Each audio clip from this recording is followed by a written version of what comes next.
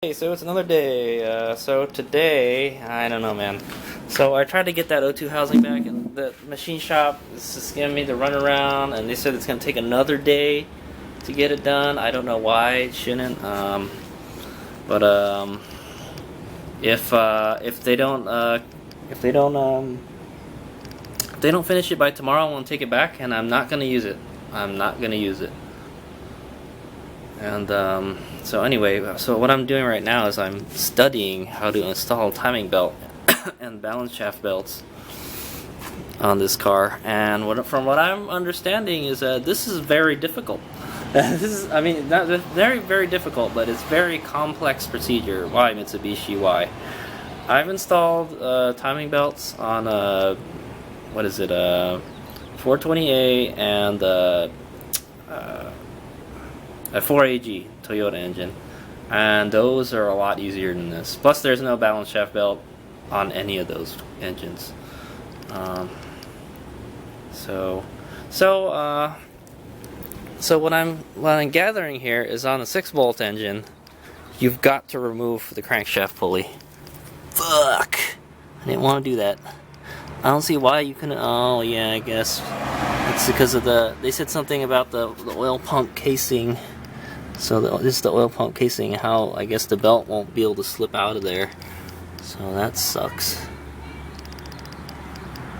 I don't know, I can try to just slip it out from underneath. But yeah, so it's saying I gotta take all this crap out. And there's supposed to be a little thing here that holds the belt in. Yeah, so it sucks.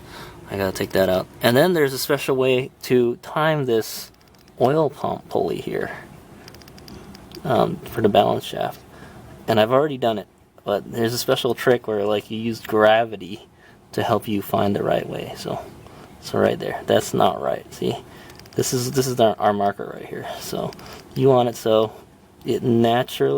gravity will naturally pull it to the pointer, which is right here. So that's the way it should be, right there. If you don't do it, then your car will vibrate a lot and it will suck. And that's why most people just take them out. I know, it would seem a lot easier. That belt doesn't look like it's very tight, actually.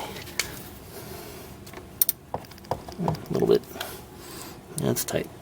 So I'm gonna have to reinstall that. Oh, so what I'm trying to do right now is I'm gonna take the old tensioner out. So I could just unbolt the bolts, and then, I don't know, it's under pressure, so I don't want to do that. So, actually, what if I loosened it all the way? Would it be not under pressure? So I got this little tensioner tool here. Let's see if I loosen it all the way. Would it be still flop around? So what I'm looking at is right here.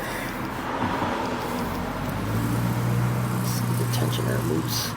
Oh yeah, it does. So I can just take out. I was like, oh man, I gotta put the stupid pin back in the hole and push the plunger in with this tool. But actually, it's loose right now. Because I'm worried. I'm like, oh yeah, it's gonna like fuck the bolts up or something because it's under pressure. But it's actually not under any kind of pressure right now. It's loose, as you can see. It's really hard to see, but.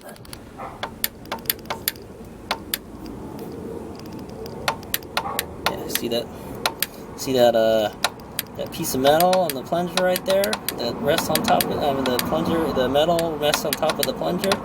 Yeah, that means it's loose. There's no pressure on it, so I'm just going to take that tensioner out as it sits. It feels like I've just been studying the whole day. It's been a very lazy, non-productive day for me. Anyway, so I think I've decided to do the water pump first because it's the one that's most freaking buried in there. Look at this bitch. So it doesn't look like it's hard to take out at all, right? It's like, bam, shablam, there it is. But look, the tensioner pulley's in the way of this bolt here and this part. This has got to come off. I know that. So the tensioner pulley that I just installed has to come off, and I think that's it. And then I had to move this alternator thing out of the way because it connects to the water pump. And yeah, so. Also was saying like, hey, if you get any water on the belts or whatever, it's bad for the belt. So I'm like, well, fuck. I might as well I might as well take the water pump out first, because I don't know what's gonna happen when I take it out. It may be water like all over the place, you know. So yeah, and I mean the balance shaft belt is right under it. Way to go, Mitsubishi. I'm not liking this design. The 420A is much easier. 420A timing belt. The 420A water pump, all it does is it connects to the freaking the timing belt. That's it. That's it. It doesn't have a water pump belt. It's connected to the timing belt. So if your timing belt takes a crap, so does your water pump. And I think that's a much better design. Anyway, so yeah. So I think I've elected to do the water pump first. So what's next got to take out is this here. And the funny thing is, I don't even know what the torque spec for this bolt is. I can't find it in the manual, but I guess I'll figure it out when I put it in. It shouldn't be that hard. And yeah, and then supposedly most of these bolts here are different sizes from what I looked in the manual. So what the hell? I got to make sure I take them out properly. So I think as I take them out, I'll just start throwing them in the new water pump. And let me show you that guy right now. So here I got the Gates water pump. Looks like a great unit. Nice piece of craftsmanship. I like it. I don't know how, you know, I heard it's good. It's a good unit. So it's got a little cast impeller right there. Nice flat gaskets and everything. I like it. I like it a lot. Some grease in there. I wonder if it's a good idea to leave that in there. And then there's the O-ring hole for the water pipe. So good times. Now's the time to replace other components. Yes, yes, indeed. That's why I'm here right now. So it did come with gaskets. Right here, these are the gaskets it came with, and I do have the Mitsubishi gaskets. I think I'm just going to use the Mitsubishi gaskets. They look the same. Seriously, they look the same. And it has the O-ring. This is the Mitsubishi O-ring. Looks the same to me. So, but I'll just use the OEM ones since I got them, and I'll just keep those for another time, or maybe I'll sell them to somebody that might need them. So here we go. HadesOmega. Okay, so you see that I've taken the tensioner arm off of the engine. It's an engine mount is what it's mounted on. So that's out of the way, and you can see I have space to take the water pump out now. Supposedly it says you're supposed to take the inner timing belt out, the balance shaft belt, but I didn't do it. And there's the tensioner. So it wasn't hard to take off at all. I don't really know what the torque is, but I'm assuming it's around 30 foot-pounds. Yeah, probably. That's probably why I want to put it back in. Or just snug, how about that? So here we go. Alright, so I got it out. There it is. There she is. And indeed, all the bolts are different sizes. It's funny, right? These two look about the same size. And believe it or not, the bolt that holds the alternator bracket in also holds the water pump in. That's something to take note of. It goes through this hole. I thought this was threaded, you know, like, you know, but it goes through the block all right. And it made a big mess. That's thus the biggest mess I've made. Like, even when I took the turbo out, it didn't make that big a mess. So here it is. Old water pump. Not good. Look at all that yuckiness in there. Gross, right? Be swimming around in your engine, dude. Yeah, looks like I could use a good coolant flush, I guess. There is a gasket. It looks like they use like copious, well, I don't want to say copious, but they use a lot of, I guess that would be what copious means, a lot of RTV on this. Like over there, see, I don't have to clean out all that junk. It's all, even all in the water pipe and stuff. Well, at least it's sealed, right? And yes, it did make a big mess and it got all over the belt, so fuck me. So, yeah, so I'll go put the new one in. I think I wanna, I don't know how I'm gonna get this in there with the gasket, you know?